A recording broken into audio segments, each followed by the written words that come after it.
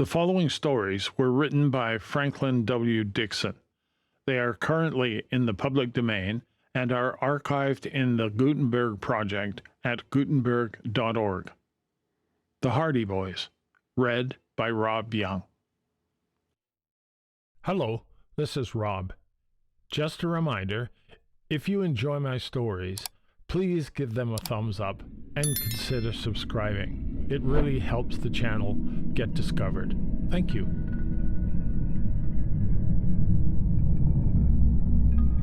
The Hardy Boys, The House on the Cliff. Previously in Chapter 7. The Hardy Boys continue briefing their father, Fenton Hardy, about the rescued stranger, Mr. Jones, who is recuperating at the Kane farmhouse. Their father suggests that the activities of the criminal Snackley, mentioned by Jones, might already be under investigation, and that Jones may well be a Secret Service agent.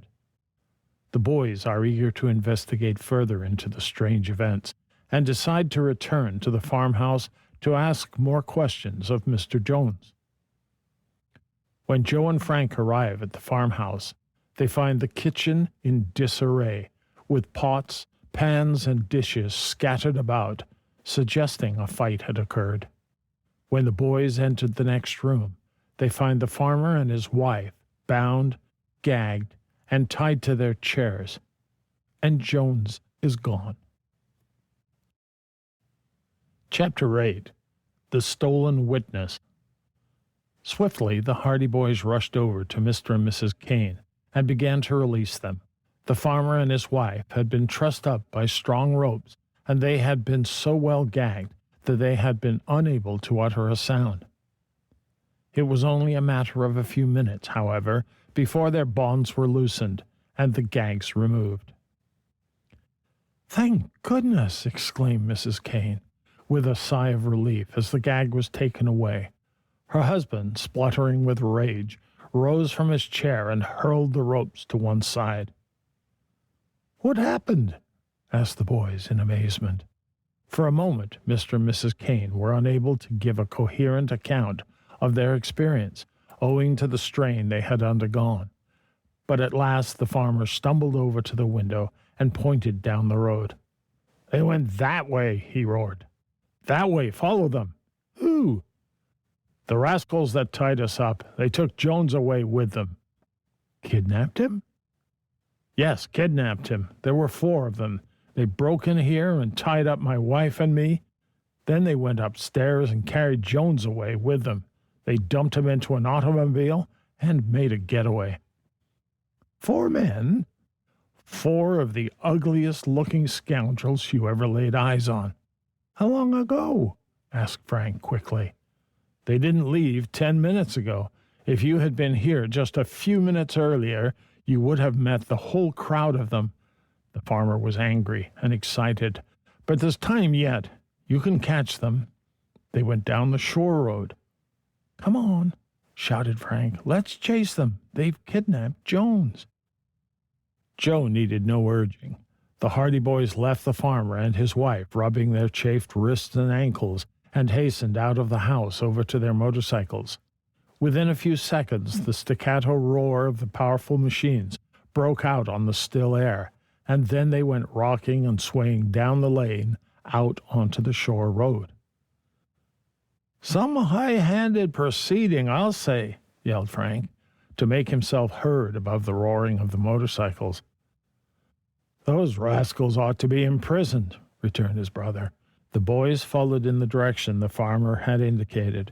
Frank then recollected that just before they turned in toward the Kane farm, he had seen a cloud of dust down the main road, evidently caused by a speeding automobile, but he had thought nothing of it at the time, for the traffic along the shore highway occasioned no comment, especially on Sunday.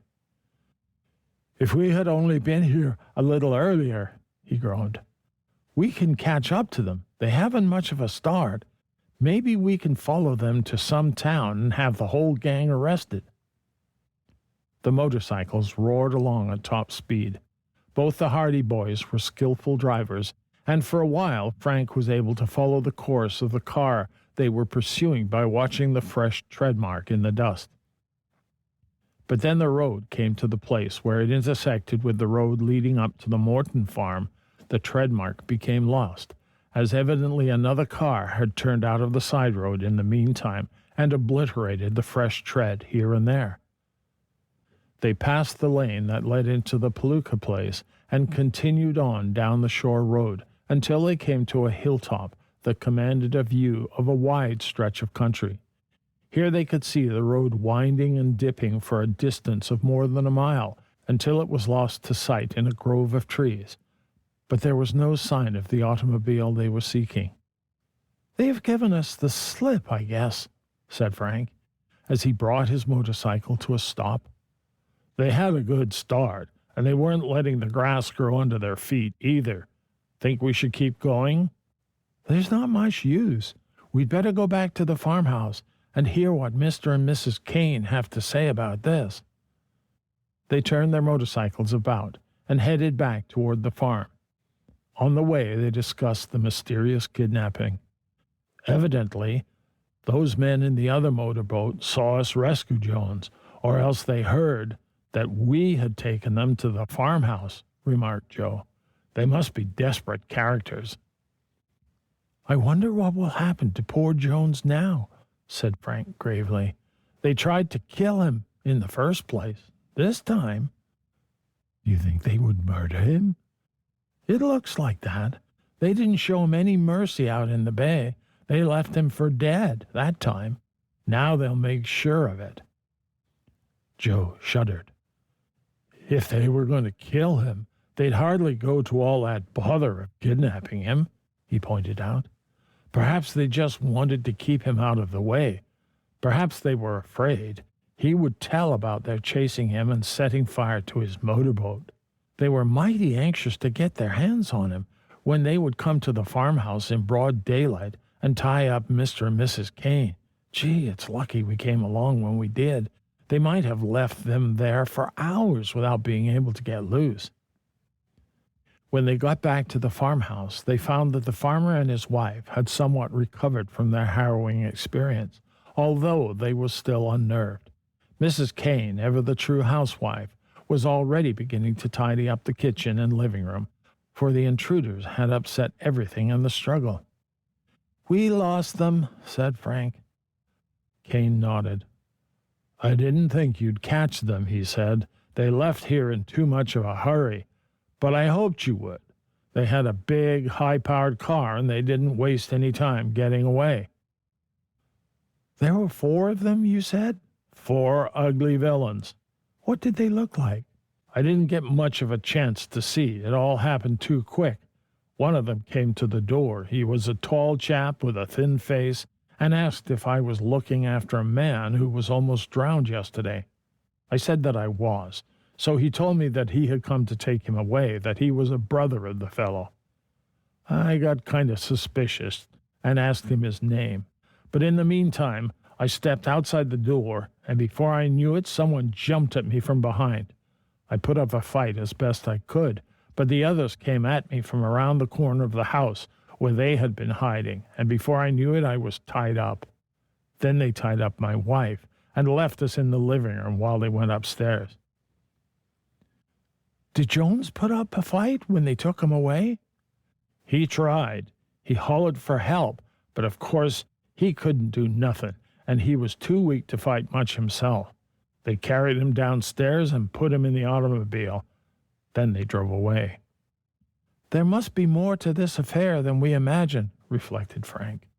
"It's getting serious when they break into a private home like this." "You bet it's getting serious," exclaimed the farmer. "It'll be mighty serious for them if they try it again." He motioned to the table where a shotgun was lying.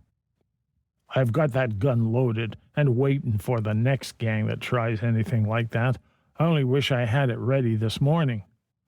"I don't think you'll have any cause to use it," Frank said reassuringly. "It was Jones they were after. They won't bother you again." "They'd better not." "I think the best thing you can do, Joe, is to go right back to Bayport and let Dad know about this." "Good idea. We can't do anything by staying here." "You boys said yesterday that your name was Hardy, eh?" said the farmer. "Ain't any relation to Fenton Hardy, are you?" "He's our father." "The detective?" The boys nodded assent. "Good," exclaimed Kane. "You go right back and tell him about this. If anyone can get to the bottom of this affair, it's him.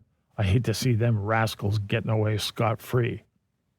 Frank and Joe bade goodbye to the farmer and his wife and returned to their motorcycles.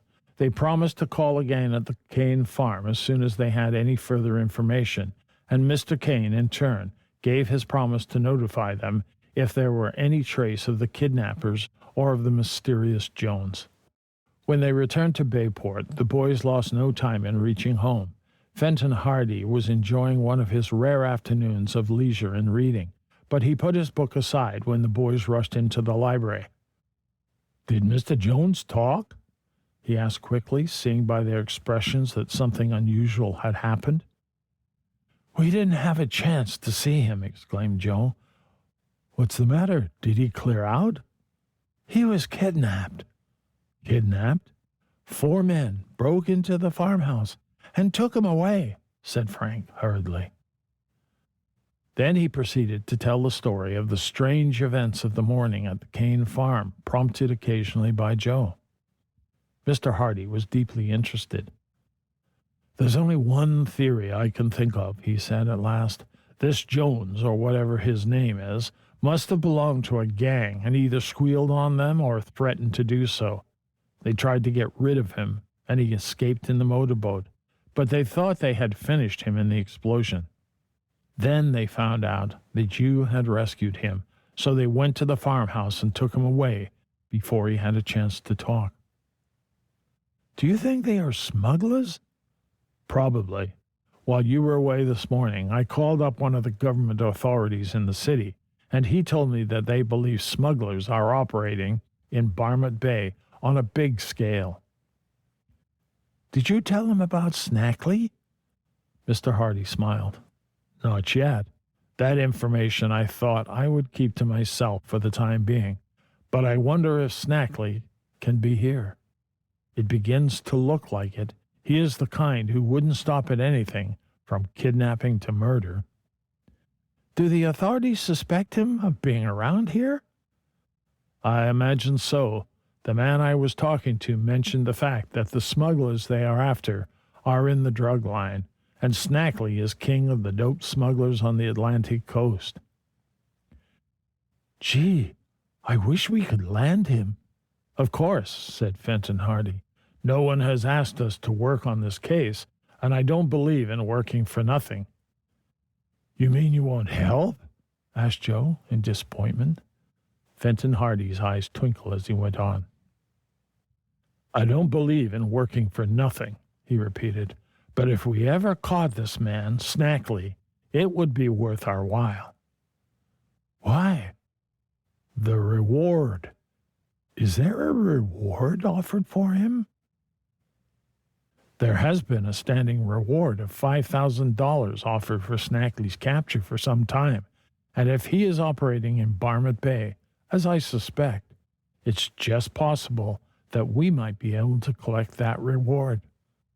"Good!" exclaimed Frank. "Let's go after it." Hello. I hope you are enjoying these adventures of Frank and Joe Hardy. Be sure to check back next week when we will have a new chapter.